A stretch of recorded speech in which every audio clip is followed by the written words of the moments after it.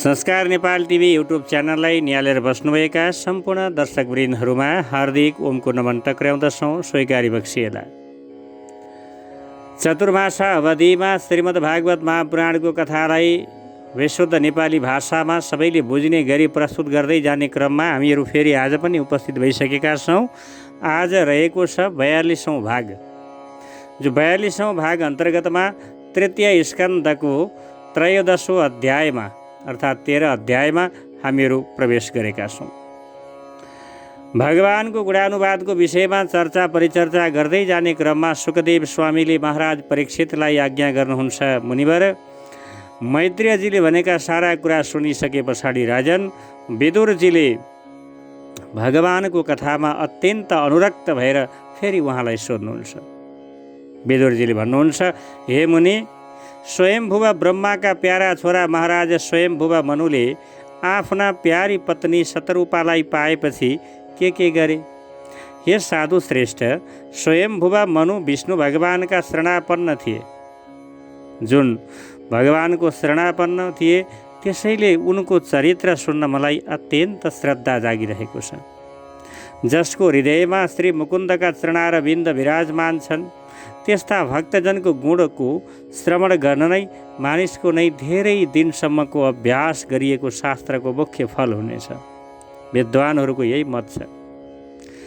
यस्तो विषयमा सुखदेव स्वामीले राजा परीक्षितलाई भन्नुहुन्छ, राजन विदुर भगवानका परम भक्त थिए। त्यस्ता भक्तले भगवत लीलाको बारेमा जिज्ञासा राख्दा मुनिवर मैत्रेय पुलकित हुनुभयो र अगाडि भन्न लाग्नुभयो।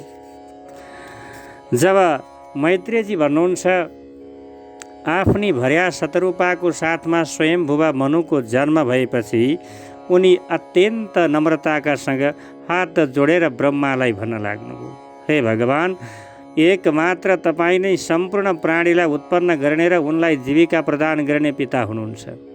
तथापि तपाईँका सन्तान हामीले कुन काम गर्न तपाईँलाई जो तपाईँको सेवा हुन सक्ला? हे पूज्यपाद, तपाईँलाई हामी नमस्कार गर्दछौँ। हे पूज्यपाद, तपाईँलाई हामी नमस्कार गर्दछौँ।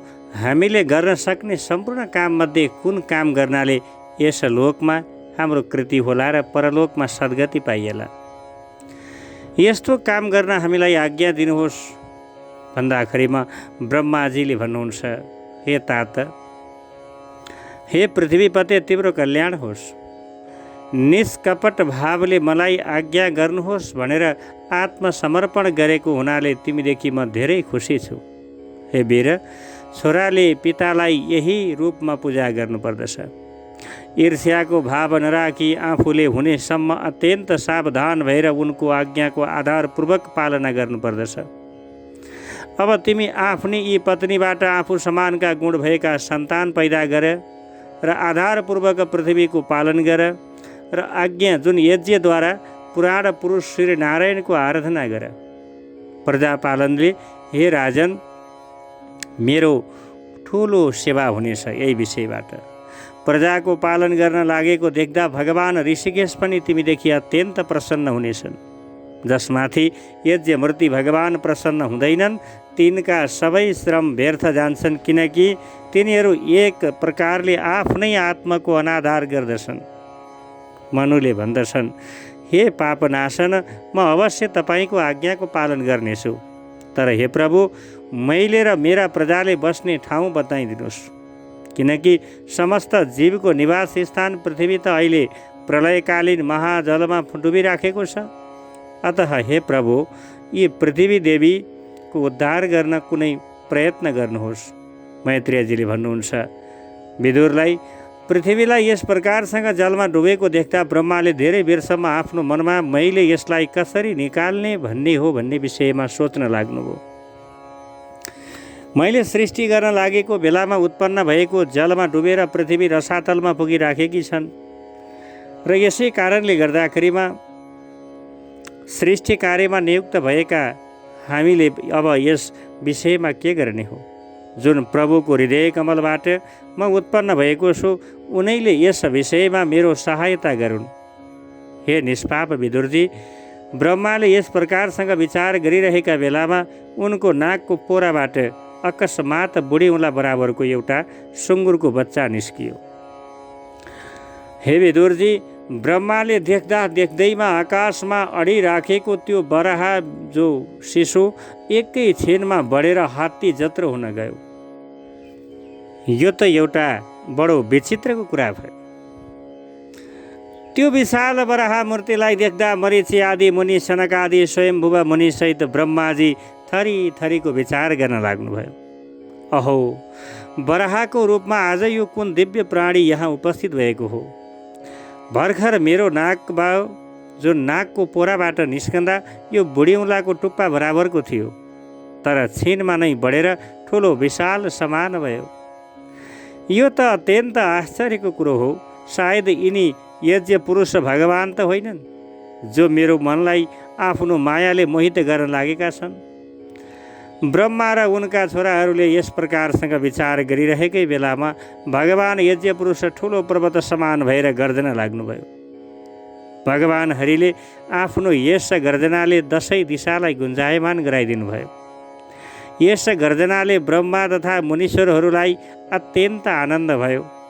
आफ्नो खेदलाई नष्ट गर्ने किसिमको मायामय भगवान बराहको घर घर शब्द सुनेर जनलोक, तपलोक र सत्यलोकमा बस्ने मुनिहरू तिनै वेदको पवित्र मन्त्र पढ्दै उहाँको स्तुति गर्न लागे। ती महात्माहरूको मुखबाट आफ्नो गुणानुवाद रूप वेदको पाठ सुनेर गजराजको जस्तो लीला गर्ने ती यज्ञमूर्ति भगवान देवताहरूको कल्याण गर्नका निमित्त एकचोटि फेरि घोर गर्जना गरेर प्रलयकालीन जलमा पस्नुभयो। जलमा प्रवेश गर्दाखेरि पुच्छरमाथि उचालेको कठोर शरीर र छालामा अत्यन्त ठाडा रौँ फड्काइरहेको, जुन फड्कार्दै खुरको आघातले बादललाई छिन्न भिन्न पार्दै सेता सेता दारा र नेत्रको प्रकाशले अन्धकारलाई नाश गर्दै शोभित हुन लाग्नुभयो। त्यस समयमा सुकुरको रूप धारण गरेकोले स्वयं साक्षात यज्ञ पुरुष भए तापनि उहाँले सुँगी सुँगी पृथ्वी पत्तो लगाइराख्नु भएको थियो। कठोर दाराले गर्दा बडो क्रूर देखिए तापनि स्तुति गर्न लागेको मरीच आदि मनुहरूलाई अत्यन्त सौम्य दृष्टिले हेर्दै तरङ्ग रूपी ठुला ठुला हात उठाएर आर्त स्वरले हे यज्ञेश्वर मेरो रक्षा गर भनेर चिच्याउन लागेको जस्तो देखियो। यसपछि यज्ञमूर्ति भगवान बाण समानका आँखा आफ्ना तीखा खुरले जललाई चिर्दै त्यस अपार जलराशिको पारिपट्टि रसातलमा पुग्नुभयो र त्यहाँ समस्त प्राणीको आश्रय स्थान पृथ्वीलाई देख्नुभयो। जुन पृथ्वीलाई शयन गर्दा उद्यत हुनुभएको भगवानको प्रलय समय आफ्नै उदरमा लीन गराउनु भएको थियो। त्यस्तै यसपछि जलमा डुबेको पृथ्वीलाई आफ्नो दाराले रसातलबाट माथि ल्याउनुभयो। यस समयमा भगवान अत्यन्त शोभित हुनुभएको थियो। जलबाट बाहिर निस्कँदा बाटोमा विघ्न गर्ने उद्देश्यले महापराक्रमी हिरण्याक्षले उहाँमाथि गदाले आक्रमण गर्यो। हिरण्याक्षको यो दुस्साहसलाई देखेर भगवानलाई अत्यन्त रिस उठ्यो। कोपको आवेशले मुख सुदर्शन चक्र समान रातो हुन गयो र जसरी सिंहले हात्तीलाई मार्दछ त्यसै गरी त्यो दैत्यलाई खेलेको जस्तो गरी मारिदिनुभयो। त्यसबेला दैत्यको रगतले थुतुनो र गण्डस्थानमा रातो भएकोले भगवान रातो माटाको ढिस्कोमा सिङ्गौरी मारेर आएको गजराज जस्तो देखिनुभयो। हे विदुरजी, जसरी गजराजको आफ्नो दाँतमा कमलको फूल धारण गर्दछ, ठिक त्यसै गरी आफ्नो सेतो दाँतको टुप्पोलाई, जुन टुप्पोले पृथ्वीलाई धारण गरी जल बाहिर निस्किएका तमाल तमाल समानको नीलवर्ण बराहा भगवानलाई देख्दा ब्रह्मा, मरीचि आदि गरिएका मुनिहरू पूर्णतया यिनी परमेश्वरै हुन् भनेर जानेर हात जोडिकन वेदवाक्यले स्तुति गर्न लागे। हे अजित, हे यज्ञपति, हजुरको जय होस्। आफ्नो वेद त्रयी रूप शरीरलाई हल्लाइरहने हजुरलाई नमस्कार छ, जसको प्रत्येक रोमकूपमा सम्पूर्ण यज्ञ लीन भएका छन् र जसको पृथ्वीको उद्धार गर्नको लागि भनेर यो बराह रूप धारण गर्नुभएको छ, त्यस्ता हजुरलाई नमस्कार छ। हे देव, दुराचारीहरूलाई हजुरको शरीरको दर्शन गर्न अत्यन्त कठिन छ, किनकि हजुर यज्ञ रूप हुनुहुन्छ।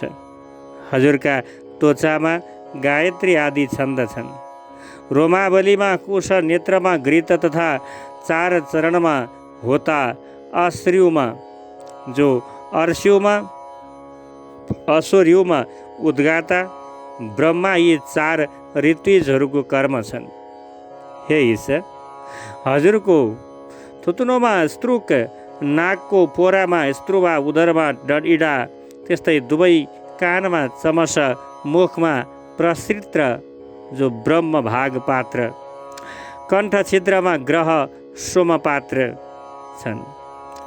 हे भगवान, हजुरको चपाउने काम नै अग्निहोत्र हो। हे प्रभु, हजुरले बारम्बार अवतार लिनु नै दीक्षा हो। घाँटी उपसद 3 इष्टिहरू हुन्। दुवै दारा प्रायणीय दीक्षा पछिको इष्टि हो र उदनीय जो उदयनीय यज्ञ समाप्तिको इष्टि हो। जिवाहा प्रयज्ञ जो प्रयोग्य प्रत्येक उपसदको अघि गरिने महावीर नामक यज्ञ विशेष हो। सभ्य होमरहित अग्नि र आवशस्त्य जो आवशस्त्य जुन चाहिँ अनेक तरिकाको उपासना अग्नि हुन्, यी दुवै मस्तक हुन्। तथा प्राणचिति इष्टि काचयन। हे देव, सोमरस हजुरको वीर्य हो। प्रातः सवनादि 3 सवन नै हजुरको आसन हो। 7 धातु नै अग्निष्टोम, जस्तै अत्यम्निक स्टोम, उक्त षोडशी वाजपेय, अतिरात्रि, त्यस्तै आप्तोर्याम नाम गरिएका 7 प्रकारका यज्ञहरू हुन्। शरीरका जोड्नीहरू सम्पूर्ण 17 हुन्। यसरी हजुर सम्पूर्ण यज्ञ सोमरहित यज्ञ र क्रतु जो सोमसहित यज्ञ रूप हुनुहुन्छ। हजुरको शरीरको मांसपेशी नै अनुष्ठान रूप इष्टिहरू हुन्। समस्त मन्त्र देवता हव्य स्वरूप हजुरलाई नमस्कार छ। वैराग्य, भक्ति र मनको एकाग्रताले जुन ज्ञानको अनुभव हुन्छ त्यही हजुरको स्वरूप हो। समस्त यज्ञ तथा कर्म हजुरमै अडिएका छन्। यस्ता प्रभुलाई नमस्कार छ। सबैलाई विद्या प्रदान गर्ने गुरु पनि हजुर नै हुनुहुन्छ।